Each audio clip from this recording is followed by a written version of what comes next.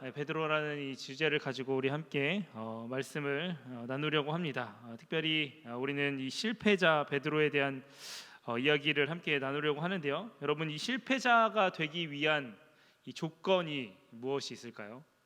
이 실패자가 되기 위한 조건, 그가 가지고 있는 어떤 연약함이라든지 또 그가 가지고 있는 어떤 부족함, 또 그리고 그가 가지고 있는 어리석음이 그를 실패자로 만드는 조건이 될까요?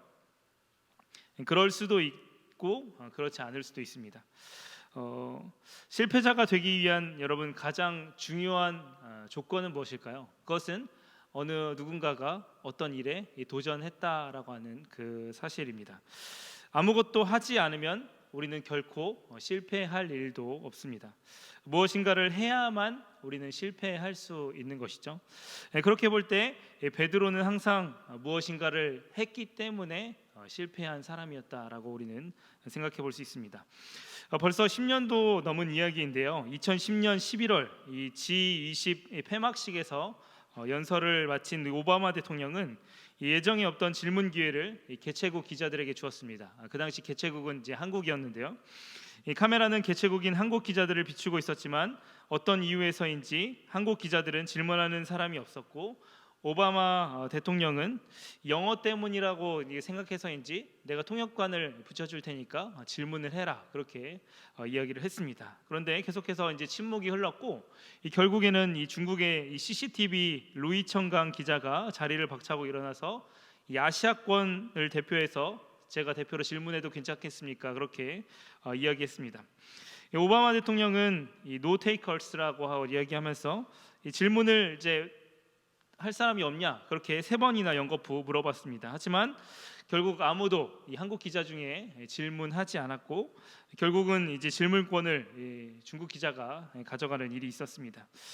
여러분, 이 한국 사람들은 이 무엇인가를 하면 이 완벽하게 해야 된다라고 하는 그런 어떤 강박이 있기 때문에 오히려 쉽사리 도전하는 일을 이제 꺼려하는 것 같습니다. 저도 그런 사람 중에 이제 한 사람이기도 합니다. 그렇게 볼 때 이 성서의 인물 중에 이 한국 사람들에게 가장 이 귀감이 되는 인물이 있다고 한다면 그것은 바로 이 베드로라고 이렇게 이야기할 수 있을 것 같습니다. 왜냐하면 베드로는 이 실패를 두려워하지 않고 언제나 적극적으로 나서서 도전을 했던 사람이었기 때문입니다. 예수님께서 가이사랴 빌립보에서 제자들에게 너희는 나를 누구라 하느냐라고 질문하셨을 때 베드로는 가장 먼저 주는 그리스도시요 살아계신 하나님의 아들이십니다라고 그렇게 이야기했습니다. 바로 이제 예수님께서 이 질문을 하실 때 항상 적극적으로 대답을 하면서 어떻게 보면 적극적으로 항상 참여했던 사람이 바로 이 베드로라고 하는 인물이라고 하는 것이죠. 그런 것들은 또 다른 사건들을 통해서도 우리가 발견할 수 있습니다. 예수님께서 이 밤중에 갈릴리 바다 위를 걸으셔서 제자들에게 오셨을 때 제자들은 예수님이 유령인 줄 알고 무서워했습니다. 예수님은 그런 제자들을 자신이라고 말씀하시면서 이제 안심시켜 주셨습니다. 그때 베드로가 예수님께 말하기를 만일 주님이시거든 나를 명하사 물 위로 오라고 해달라고 그렇게 이제 베드로는 예수님께 부탁을 합니다. 내가 물 위를 걷게 해주십시오, 그렇게 예수님께 이야기한 것입니다. 예수님은 오라고 말씀하셨고 베드로는 물 위를 걸었습니다. 그렇게 예수님께 간청하고 또 그 간청이 이루어지는 그런 놀라운 일들을 경험했던 것이 바로 베드로의 삶이었던 것이죠. 오늘 말씀으로 돌아가 베드로를 다시 한번 생각해 보았으면 좋겠습니다. 베드로는 예수님이 십자가에 못 박히실 때 그 12제자 중 가장 멀리까지 예수님을 따라갔던 제자였습니다. 다른 11명의 제자와 함께 베드로는 이 최후의 만찬 자리에 있다가 예수님과 함께 이제 겟세마네 동산에 올라가서 기도를 했습니다. 그런데 이제 거기서 열심히 기도는 하지 않고 다른 제자들과 마찬가지로 자게 되었습니다. 졸았죠. 그리고 이제 성전 경비대가 가룟 유다와 함께 예수님을 잡으러 왔을 때 베드로는 이제 혈기 넘치게 칼을 뽑아서 싸우려고 했지만 예수님은 그렇게 하지 못하도록 베드로를 제지하셨습니다. 그리고 예수님께서 신문을 받으러 대제사장의 집으로 들어가셨을 때 결국 베드로도 다른 제자들처럼 도망쳤습니다. 하지만 다른 제자들과는 달리 일정한 이제 거리를 유지하면서 다시 예수님을 쫓아갔던 것이 바로 베드로의 모습이었습니다. 그래서 결국에는 이제 베드로가 예수님께서 빌라도에게 신문을 받기 위해서 끌려가실 때 그렇게 베드로가 그 자리까지 쫓아갔던 것을 우리는 발견하게 됩니다. 그렇게 열심으로 이제 쫓아가다가 결국에는 예수님을 부인했던 사람이 바로 베드로였다라고 하는 것이죠. 그는 예수님을 열심히 쫓아갔기에 실패한 사람이 되었던 사람이었습니다. 우리 PPT가 잠시 준비되어 있는데요. 그림을 한번 보도록 할까요? 네, 그 다음 장면 넘겨주시면, 네, 실패자 베드로의 모습인데 심히 통곡하니라라고 하는 그런 장면을 그린 판화인 것 같습니다. 다음 그림으로 한번 넘겨주실까요? 네, 바로 이제 베드로가 부인하는 장면인데 멀리서 이제 예수님이 베드로를 바라보고 계시고 베드로는 이렇게 예수님이 부인했다는 그 사실 때문에 예수님과 이제 눈이 마주치긴 했죠. 하지만 예수님을 차마 바라보지 못하는 그런 그림이 있습니다. 네, 그 다음 그림 있나요? 네, 그 다음은 이제 닭이 울 때 베드로가 부인했다라고 하는 그 사실을 이제 알려주는 그림입니다. 자, 다시 화면으로 넘어와 주시면 감사하겠습니다. 네. 자, 그런데 이제 오늘 이렇게 이 실패한 사람 이 베드로를 먼저 이제 우리가 생각할 때 그래도 우리가 베드로에게 본받을 점이 무엇인가를 한번 먼저 생각해보는 시간을 가지면 좋겠습니다. 오늘 말씀을 생각해 볼 때 어떻게 예수님의 제자로 살면서 가룟 유다와 같이 예수님을 베드로가 부인할 수 있지 우리가 생각하면서 베드로를 바라볼 수 있습니다. 하지만 먼저 우리 스스로에게 물어보기를, 베드로는 결국 실패하기는 했지만 예수님을 따르려고 하는 그 베드로의 그 열정, 베드로의 그 열심이 과연 우리의 마음 가운데는 있는지를 우리가 먼저 살펴보았으면 좋겠습니다. 우리는 실패하지 않는 사람으로 남아 있을 때가 참 많이 있는데 그것은 사실 우리가 예수님을 따르려고 열심을 내지 않았기 때문에 우리는 실패하지 않는 사람이 되었다라고 하는 것이죠. 하지만 여러분, 아무것도 하지 않으면 실패할 수 없지만 아무것도 하지 않으면 성장할 수 없다는 사실을 베드로는 우리에게 알려주고 있습니다. 여러분, 우리가 때로는 실패할 수 있지만 예수님을 따르는 길에 우리 가운데 좌절하게 되고 또 낙심하게 되는 일이 우리 가운데 찾아올 수도 있지만 우리가 주님 앞에서 우리의 열심을 꺾지 않는 사람들이 되었으면 좋겠습니다. 왜냐하면 우리가 그 실패하며 좌절하며 우리의 열심 때문에 실패할 때 그 가운데 일하여 주시는 하나님의 역사하심을 또한 우리는 발견하게 되기 때문에 그렇습니다. 다시 이 가이사랴 빌립보 이야기로 한번 돌아가 보도록 하겠습니다. 베드로의 이야기를 한번 생각해 볼까요? 베드로는 예수님께서 너희는 나를 누구라고 하느냐라고 하는 그 질문에 주는 그리스도시요 살아계신 하나님의 아들이십니다라고 대답했습니다. 그리고 예수님께서는 베드로를 칭찬하시면서 베드로의 그 신앙 고백 위에 교회를 세울 것이다 그렇게 말씀하셨습니다. 자, 그런데 그 이후에 예수님께서 예루살렘에 올라가서 장로들과 대제사장들과 서기관들에게 많은 고난을 받고 결국에는 죽임을 당할 것이다라고 하시는 것을 말씀하셨을 때 베드로는 예수님을 붙들고 항변했습니다. 어떻게 보면 예수님의 이 멱살을 잡고 그렇게 하시면 안 됩니다 그렇게 얘기했던 것이 바로 베드로의 모습이었다라고 하는 것이죠. 예수님이 결코 죽을 수 없습니다라고 베드로는 이야기했던 것입니다. 왜냐하면 예수님이 살아계신 하나님의 아들로서 이스라엘의 왕권을 쟁취하게 되실 때에 그 밑에서 열심히 신하 노릇을 해야 할 사람이 자신이기 때문에 예수님은 죽어서는 안 됩니다라고 그렇게 베드로는 이야기했던 것이죠. 베드로의 어떤 이 진실된 고백, 주는 그리스도시요 살아계신 하나님의 아들이십니다라고 하는 그 고백은 사실은 이 반쪽짜리 고백이었다고 하는 것입니다. 베드로는 예수님을 잘 따르는 사람처럼 보였고 또 그의 입술로는 진실된 고백을 했지만 사실 그의 내면을 잘 들여다보면 그 가운데에는 불신앙이 존재하고 있었다라고 하는 것을 발견하게 됩니다. 베드로는 분명 오늘 말씀을 통해서 바라봤을 때 끝까지 예수님을 따르기 위해 노력했던 제자였습니다. 하지만 오늘 말씀에서처럼 베드로는 예수님을 3번이나 부인했습니다. 첫 번째로는 한 여종이 베드로를 주목하여 쳐다보다가 예수님과 함께한 사람이었다라고 하는 것을 이야기했을 때 부인했었고, 또 다른 사람이 또 예수님과 함께한 도당이었다라고 그렇게 이야기했을 때 한 번 더 부인했고, 또 1시간 뒤에 너는 갈릴리 사람처럼 보이는데 예수님과 함께한 무리가 아니냐라고 그렇게 물었을 때 결국 베드로는 3번이나 예수님을 부인했습니다. 베드로는 예수님과 가까이 있는 것처럼 보였지만 결국에는 예수님을 부인했던 사람이었다라고 하는 것이죠. 그리고 그 예수님을 부인했다는 그 사실이 바로 베드로의 진짜 실력이었다라고 하는 것입니다. 그의 믿음은 사실은 예수님과 가까이 있는 사람이라고 하는 그 정체성이 아니라 예수님을 부인한 사람이라고 하는 그 정체성이 사실 그의 진실된 정체성이었다라고 하는 것입니다.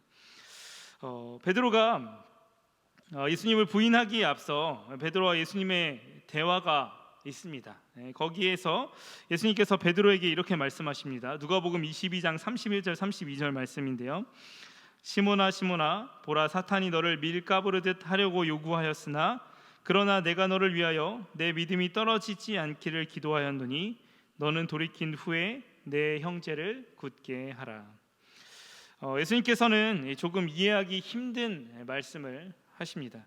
이 사탄이 예수님께 제자들을 밀가부르듯 하게 해달라고 요구했다라고 하는 그 말씀인데요.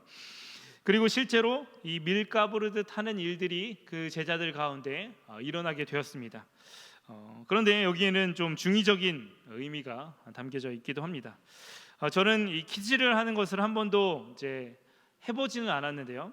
그래서 이제 글로만 이제 퀴즈를 하는 것을 이제 읽게 되었는데, 이렇게 퀴즈를 하게 되면은 무거운 것들은 이제 가라앉게 되고 또 비중이 좀 가벼운 것들은 이제 바람에 날려가게 된다, 그렇게 이야기를 합니다. 그래서 퀴즈를 하게 되면 이 알곡과 이 쭉정이가 구분이 되는 그런 일들이 일어나게 된다라고 하는데, 자 그렇다면 이 사탄이 예수님께 요구했던 이 밀가부르듯 하는 것이 어떤 의미를 가지고 있을까요?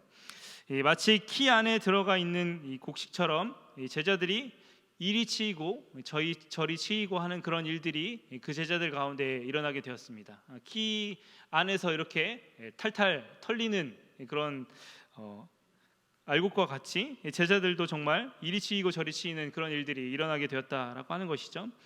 그래서 제자들은 시험과 혼란 가운데 빠져서 결국에는 예수님을 배신하는 일들이 그들 가운데 일어나게 되었습니다. 그리고 이런 말씀 후에 사탄의 요구를 들어주었는지 들어주지 않았는지 나오지는 않고, 내가 너희를 위하여 시험을 피하게 하지 않게 해달라고 기도한 것이 아니라 내 믿음이 떨어지지 않기를 기도하였다라고 말합니다. 예수님께서는 어떻게 보면 이 사탄의 요구를 용납해 주셨다라고 하는 것입니다. 제자들이 예수님을 배신하는 것을 생각해 볼 때 사탄의 전략은 성공한 것처럼 보입니다. 그렇다면 예수님께서는 왜 이 사탄의 전략을 용인해 주셨던 것일까요? 아까도 말씀드렸듯이 밀가부르듯 하는 행위가 이 쭉정이와 알곡을 가려내는 행위인 것처럼 예수님께서는 이 사탄의 시험을 통해서 비록 제자들이 시험 가운데 고통과 아픔이 있다고 할지라도 그들 가운데 이 불신앙, 이 쭉정이와 같은 신앙을 가려내게 하기 위해서 예수님은 사탄의 시험을 허용하셨다라고 하는 것입니다. 그들의 삶 가운데 그들이 알곡이라고 믿었던 그 믿음이 쭉정이라고 하는 것을 알게 하시기 위해서 예수님은 사탄의 시험을 제자들에게 허용하고 계셨던 것입니다. 여러분, 이 베드로의 부인의 이야기를 생각하면서 저는 우리가 큰 착각에 빠져서 살면 안 되겠다라는 생각을 하게 되었습니다. 베드로처럼 멋진 신앙 고백을 할 줄 알고 또 예수님을 끝까지 쫓아갈 수 있는 그 열심이 우리 가운데 있다고 한다면 바로 그 열심이 우리 스스로를 속일 수 있는 그런 것들로 작용할 수 있다라고 하는 것이죠. 내 실상은 예수님을 부인하는 사람임에도 불구하고 내가 예수님과 가까이 있었다는 그 자체만으로 나는 믿음이 있는 사람이야 라고 착각하며 우리는 살아갈 수 있다라고 하는 것입니다. 우리가 신앙생활 잘하고 정말 교회에서 원하는 모든 일들을 다 잘하는 사람이고 뭔가 열심을 내는 사람이라고 하는 그 사실이 사실 우리를 속일 수 있는 그런 것들이 될 수 있다라고 하는 것을 베드로의 이야기는 우리에게 들려주고 있다라고 하는 것입니다. 여러분, 십자가 앞에서 또 그리고 고난과 시험 앞에서 여러분들은 어떠한 사람입니까? 예수님을 부인하는 사람입니까? 그럼에도 불구하고 주님을 따르는 사람입니까? 십자가는 우리를 판단하고 또 우리의 불신앙을 분별해내는 그 역할을 하는데 여러분, 우리의 삶을 이 십자가에 한번 세워 보시기 바랍니다. 십자가 앞에서도 나는 예수님을 끝까지 따를 수 있는 사람인가, 그렇지 않은 사람인가를 우리가 생각해 볼 수 있는 그런 시간이 되었으면 좋겠습니다. 다 같이 우리 60절에서 62절 말씀 함께 읽어보도록 하겠습니다. 60절에서 62절 말씀. 베드로가 이르되 이 사람아 다는 내가 하는 말을 알지 못하노라 아직 말하고 있을 때에 닭이 곧 울더라.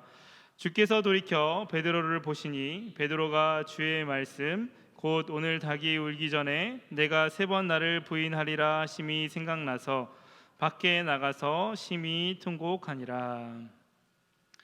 여러분, 오늘 말씀을 한번 찬찬히 살펴보도록 하겠습니다. 베드로가 예수님을 3번 부인했을 때 닭이 울었습니다. 그렇다면 베드로가 밖에 나가서 심히 통곡했던 이유는 이 닭 울음소리가 이제 울었을 때, 닭 울음소리가 들렸을 때 예수님께서 베드로에게 하신 말씀이 생각났기 때문에 베드로가 나가서 심히 통곡을 했던 것일까요? 바로 닭 울음소리가 예수님의 말씀을 베드로에게 상기시켰기 때문에 베드로가 회개하고 통곡을 했던 것일까요? 그렇지 않습니다. 오늘 말씀을 잘 살펴보면 그 사이에 한 문장이 들어가 있는 것을 우리가 볼 수 있습니다. 주께서 돌이켜 베드로를 보시니라고 하는 그 말씀입니다. 베드로가 밖으로 나가서 심히 통곡한 결정적인 이유는 그가 바로 예수님과 눈이 마주쳤기 때문에 그랬던 것입니다. 예수님은 베드로를 여러분 어떻게 바라보셨을까요? 내가 어떻게 나를 배신할 수 있냐라고 하는 그 경멸의 눈빛으로 베드로를 바라보셨을까요?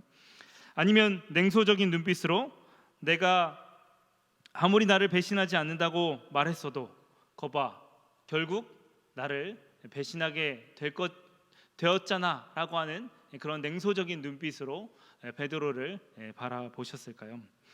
아니면 베드로야 괜찮다, 나는 너를 이해한다, 내가 나를 배신한다고 해도 나는 여전히 너를 사랑하고 신뢰한다 라고 하는 그 눈빛으로 베드로를 바라보고 계셨을까요? 성경에는 어떤 것도 쓰여 있지 않지만 베드로가 심히 통곡했던 것은 바로 그 예수님의 사랑의 눈길과 마주했기 때문에 그랬을 것입니다. 십자가는 우리의 불신앙이 나타나는 자리임과 동시에 하나님께서 나를 얼마나 사랑하시는가가 나타나는 자리이기도 합니다. 내 불신앙에도 불구하고 여전히 나를 사랑하고 계시고 나에 대한 소망을 철회하지 않으시는 하나님의 사랑이 경험되는 자리가 바로 이 십자가의 자리라고 하는 것이죠. 그리고 그 사랑이야말로 우리가 새로운 삶을 시작할 수 있는 그 토대가 된다고 오늘 말씀은 우리에게 이야기해주고 있습니다. 여러분, 회개는 스스로 반성하는 데서 오는 것이 아니라 나를 끝까지 사랑하시는 하나님의 사랑을 경험하는 것에서부터 비롯되는 것입니다. 회개의 시작은 나의 뉘우침이 아니라 하나님의 사랑으로부터 비롯된다는 사실을 우리가 기억할 수 있기를 바랍니다. 여러분, 이 하나님의 사랑 위에 여러분들의 삶을 다시 세울 수 있기를 바랍니다. 하나님께서 나는 실패하지만 나를 향한 하나님의 사랑은 결코 실패하지 않는다는 이 반석 위에 여러분들의 삶을 세울 수 있기를 바랍니다. 하나님의 사랑에 항복하여서 이 사랑 위에 여러분들의 삶을 다시 시작할 수 있기를 바랍니다. 그 주님의 사랑의 반석 위에 나의 삶을 다시 짓겠습니다라고 고백하며 나아갈 수 있는 저와 여러분들 되었으면 좋겠습니다. 그래서 주님, 나를 도와주십시오. 나는 비록 실패하지만 하나님께서는 결코 나에 대한 사랑을 실패하지 않으시고 나에 대한 사랑을 철회하지 않으시는 분임을 아오니 내가 그 사랑 위에 서 있게 해주십시오라고 하는 그 고백을 하며 나아갈 수 있는, 또 그리고 그 사랑 위에 여러분들의 삶을 다시 시작할 수 있는 저와 여러분들의 삶이 될 수 있기를 예수님의 이름으로 축복합니다. 기도하겠습니다.